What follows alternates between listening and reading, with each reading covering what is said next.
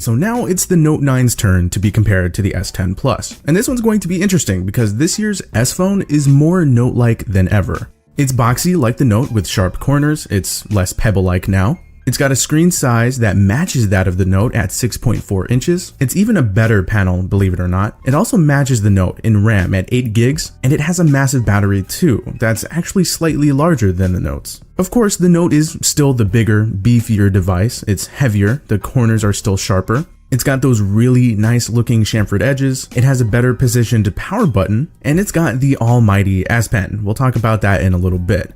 It's funny, last year a lot of people were saying that the S9 Plus was basically a Note without the S Pen. While there was a bit of truth to that, now the differentiating gap between the S and the Note is even smaller. And with the questions, should I upgrade from the Note 9 to the S10 Plus, or which one of these should I buy, you may be surprised with the answer to those questions.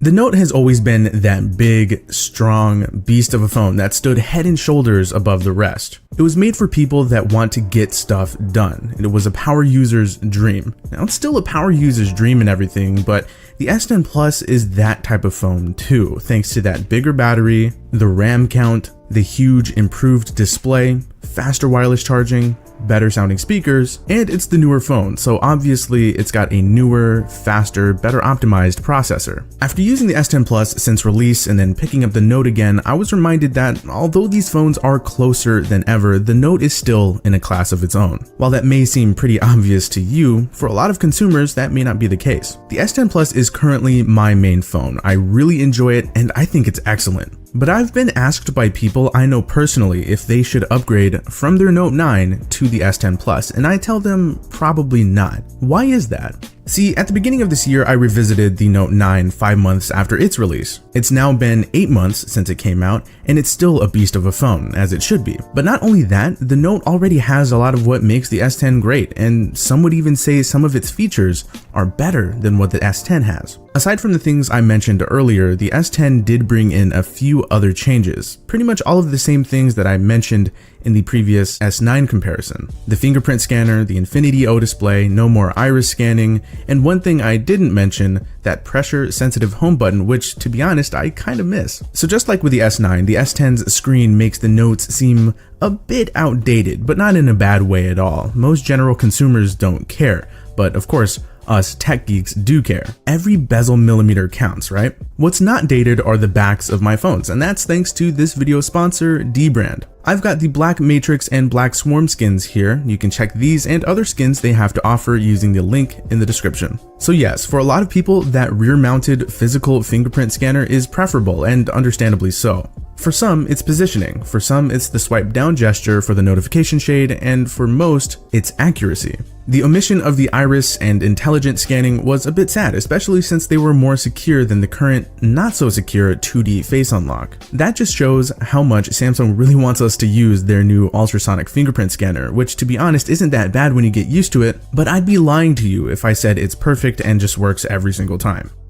Even though these phones are very similar to one another, they're still separated into different classes, and that is thanks to none other than, the S Pen. This is what makes the Note the Note. This is what sets it apart from every other top tier phone out there. There's nothing like it, and I love it. But here's the thing, while I love being able to sign documents, doodle, use it like a mouse, and just mess around with it, it's not something I can't live without. It's one of those things that I love when I have it, but I don't miss it when I don't have it. It's really up to the user whether or not this is a deciding factor.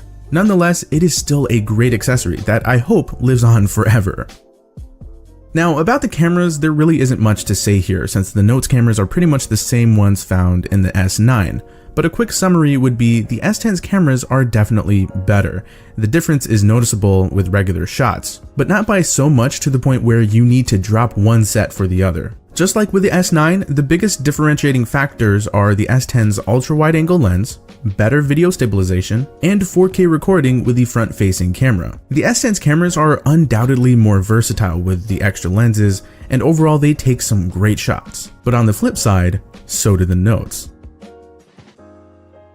Should you upgrade from the Note 9 to the S10 Plus?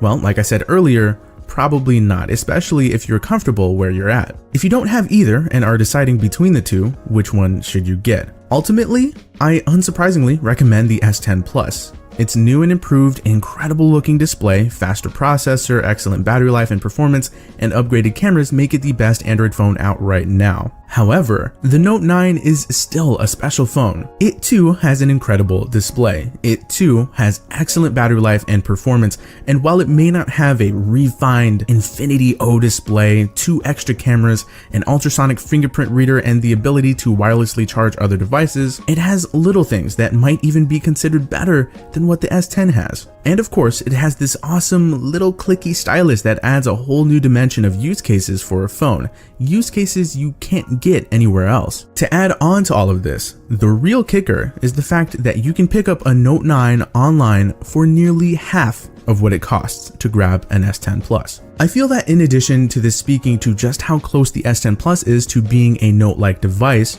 it also speaks to how close the Note 9 is to Samsung's very best, well over half a year later. These are 2 fantastic devices, and you can't go wrong either way. If you're looking for a fresh design, versatility, new and refined features, go for the S10 Plus. If you're looking to save nearly half a grand, yet you still want raw power and tons of features, go for the Note 9. Either choice is a win in my book. So what do you guys think of the Note 9 and the S10 Plus? Go ahead and drop your thoughts down below. As always, we love to see your feedback. But anyway, that does it for this video. I hope you guys enjoyed it. If you did, feel free to hit that like button, subscribe to the Android Police channel if you're new. I will talk to you guys later, and thank you so much for watching.